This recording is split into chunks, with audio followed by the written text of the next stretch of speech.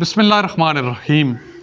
السلام علیکم ناظرین کرام، یہ ویڈیو خاص طور پہ ان لوگوں کے لیے جو تعلیم و تدریس سے متعلق ہیں، وہ بہن بھائی جو اسکول میں کالجز میں پڑھا رہے ہیں۔ اسپیشلی ویڈیو آخر تک لازمی دیکھیے گا۔ چند گزارشات بڑی امپورٹنٹ وہ آپ کے سامنے میں نے رکھنی ہے، اور وہ ہیں گفتگو سے متعلق۔ گفتگو اردو میں اور انگلش میں اگر آپ کہیں گے تو ڈسکورس۔ ہمارے معاشرے سے بحیثیت مجموعی وہ ڈسکورس کی اہمیت ختم ہو چکی ہے۔ گفتگو ہم نہیں کرتے، ہم بحث کرتے ہیں، ہم خطاب کرتے ہیں، ہم باتوں میں زبانی کلامی لڑائی کرتے ہیں، لیکن گفتگو نہیں کرتے۔ اور معذرت کے ساتھ سب سے پہلے ابھی چونکہ مہینہ چل رہا ہے ربیع الاول مبارک، اس میں میں جگہ جگہ پہ دیکھتا ہوں جو علماء کرام ہیں، ان کی گفتگو وہ گفتگو نہیں ہوتی، وہ ایک جلالی خطاب ہوتا ہے۔ لگتا ہے کہ کوئی جب آپ دور سے سن رہے ہیں آواز جو ممبر سے آ رہی ہے، یا آپ نزدیک بھی بیٹھے ہوئے، تو لگتا ہے کہ جو موصوف گفتگو کر رہے ہیں وہ گفتگو نہیں ہے، وہ لڑائی کرنے کے لیے آئے ہیں اور لڑائی کر رہے ہیں، اور پتہ نہیں کس کے ساتھ لڑائی کر رہے ہیں۔ جہاں سے روشنی نکلتی ہے، یعنی محراب و ممبر، وہاں سے چیخ و پکار نکلتی ہے۔ اور یہ صرف اس مہینے میں تو خاص طور پہ پھر ہو رہا ہے نا۔ ہم کسی بھی مذہبی اجتماع جہاں خطاب کیا جاتا ہے، وہ ایسے ہی خطاب کیا جاتا ہے۔ پھر یہ صرف مذہب کیا، آپ سیاست کی طرف چلے جائیں، سیاسی اکابرین وہ بھی دھواں دار تقریر کیا کرتے ہیں، اور پھر ان کی دیکھا دیکھی جب نوجوان وہ خطابت کی طرف آتے ہیں، گفتگو کی طرف آتے ہیں، مجمع کو مخاطب کرنے کی کوشش کرتے ہیں، لوگوں کو مخاطب کرنے کی کوشش کرتے ہیں، تو وہ بھی شور و غل مچاتے ہیں۔ ان کے اندر بھی ڈسکورس کی صلاحیت وہ پیدا نہیں ہو پاتی۔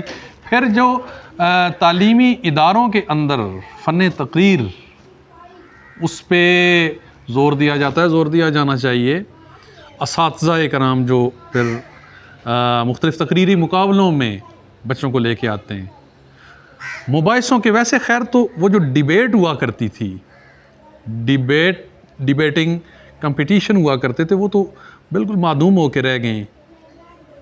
سپیڈ لگی ہوئی ہے تعلیمی اداروں کے اندر، چاہے سکولز ہیں یا کالجز ہیں، لیکن اگر کسی حد تک ڈیبیٹس ہو بھی رہے ہیں تو وہاں بھی دھواں دار تقریریں ہیں۔ بچوں کو یہ نہیں سکھایا جا رہا کہ آپ نے گفتگو کیسے کرنی ہے، کہ وہ حبیب جالب کا شعر ہے نا کہ علاج غم نہیں کرتے فقط تقریر کرتے ہیں، سرے ممبر وہ خوابوں کے محل تعمیر کرتے ہیں، علاج غم نہیں کرتے فقط تقریر کرتے ہیں۔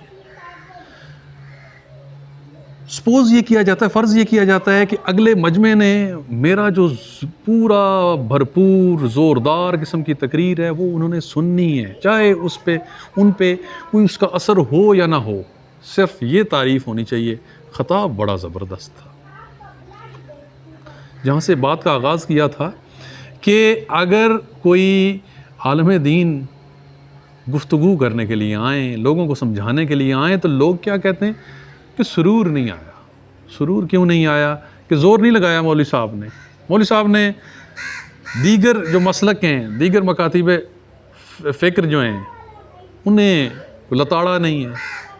پھر سیاستدان، ان کا بھی انداز یہ ہے کہ وہ مخالفین کو جب تک برا بھلا نہیں کہتے، ان کی برائی نہیں کرتے، ان پہ ٹھٹھا مذاق ان سے متعلق نہیں کرتے، مجمع گرم ہی نہیں ہوتا۔ پھر یہ دیکھیے کہ جب وہ ڈیبیٹ، ڈسکورس وہ ختم ہوا معاشرے سے، تو پھر کیا ہے کہ اختلاف رائے رکھنا اور اختلاف رائے کا اظہار کرنا، اس کی تربیت بھی نہیں ہوئی۔ میں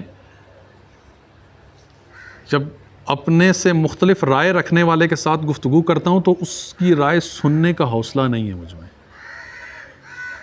یعنی ہم مقرر بننے کی دوڑ میں سامع نہیں بن سکے۔ ہمارے ہاں مقرر پائے جاتے ہیں، سامعین نہیں پائے جاتے۔ ہماری یہی کوشش ہے کہ میں سنا دوں، سنوں کچھ نہ۔ اب پیارے نبی صلی اللہ علیہ وآلہ وسلم، ان کی زندگی کو دیکھیے تو نبی پاک کا طریقہ، یعنی جن کی ہر بات ان کی اپنی نہیں تھی، ان کی کوئی بات اپنی نہیں، وہ اللہ کی بات تھی۔ اللہ کا فرمان بھی ہے کہ یہ نبی اپنی مرضی سے کچھ نہیں بولتا، حکم ہے اللہ کی طرف، اللہ القاء فرما رہا ہے ان کے دل پہ یا وہی پہ بھیج رہا ہے۔ ان کے ہاں کیا ہے کہ کوئی بندہ بھی ان سے جب گفتگو کرنے کے لیے آتا تھا، ان کے پیارے نبی کے پاس جو فہم و فراست والے لوگ ہیں وہ تو چلیں ارد گرد ہوتے تھے، لیکن وہاں تو بدوی صحابہ بھی آتے تھے، بدو آتے تھے، بدوؤں کے علاوہ مشرکین آتے تھے، منافقین آتے تھے، یہود آتے تھے، نصارہ آتے تھے۔ آپ صرف اپنی نہیں سناتے تھے، اپنی تو اسی وقت ہی سناتے تھے جب اگلے کا دل اس قابل ہوتا تھا کہ وہ سن سکے، لوگوں کی بات سنتے تھے۔ ایک بار نبی پاک صلی اللہ علیہ وسلم مدینہ کے اندر جا رہے تھے گلی میں، تو وہاں ایک ذہنی طور پہ معذور خاتون پھرا کرتی تھی مدینہ کی گلیوں میں، تو اس نے نبی پاک کو روک لیا اور ان سے گفتگو کر رہی ہے، اور خود سائے میں کھڑی ہے اور نبی پاک دھوپ میں، اور بات کیے جا رہی ہے، اور وہ اب جو ذہنی طور پہ معذور عورت ہے اس نے کیا بات کرنی ہوگی، وہ تو بس اپنی سنائی جا رہی ہے، صحابہ دیکھ رہے ہیں، لیکن یہ نہیں ہوتا تھا کہ وہ نبی پاک کو جا کے ڈکٹیٹ کریں گے۔ جب نبی پاک وہاں سے ہٹے، وہ عورت چلی گئی، خود ہٹی، تو صحابہ نے کہا کہ اے رسول اللہ، اس کا تو ذہن ٹھیک نہیں ہے، اس نے آپ کو دھوپ میں کھڑا کیا تھا، خود سائے میں کھڑی تھی، اس کی اتنی لمبی گفتگو سننے کی کیا ضرورت تھی؟ تو نبی پاک نے کہا کہ اس کی کوئی بھی نہیں سنتا، اس کی کوئی بھی نہیں سنتا ہے، میں بھی نہ سنوں؟ تو سننا یہ بچوں کو سکھائیں، خود سیکھیں۔ ہمارے ہاں تو یہ ہوا نا کہ ہمارے ہاں اساتذہ بھی بچوں کو سننے کا حوصلہ نہیں رکھتے۔ سب سے پہلے تو اپنے اندر حوصلہ پیدا کریں، پھر بچوں کو گفتگو کرنا سکھائیں۔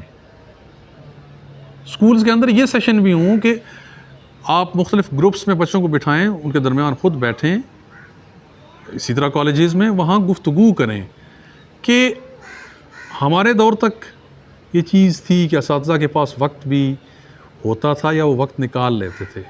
ہم اپنے اساتذہ کے ارد گرد جو سلیبس سے ہٹ کے بھی ان کے پاس بیٹھتے تھے، نشستیں ہوتی تھیں، وہ وہاں پہ گفتگو ہوتی تھی، اور ہم گفتگو کرتے تھے، گفتگو سنتے تھے، گفتگو کرنا سیکھتے تھے۔ خاص طور پہ اپنے استاد محترم پروفیسر ارشد صاحب کا میں ذکر ضرور کروں گا کہ اللہ تعالیٰ انہیں غریق رحمت فرمائے، اللہ کے پاس لوٹ چکے ہیں، کہ ان کے ارد گرد ہم بیٹھا کرتے تھے اور وہ ہمیں گفتگو کرنا سکھاتے تھے، ڈائریکٹلی نہیں، انڈائریکٹلی۔ تو اب ضرورت جو ہے، میں اپنے بہن بھائیوں سے التماس کروں گا، ٹیچرز سے، کہ اب ڈیلیبریٹ کوشش کی ضرورت ہے کہ آپ ڈیلیبریٹ ایفرٹ کریں، بچوں کو گفتگو کرنا سکھائیں۔ ہمارے معاشرے سے ڈسکورس گفتگو رخصت ہو چکی ہے، اسے منا کے واپس لے آئیں۔ جزاکم اللہ خیر۔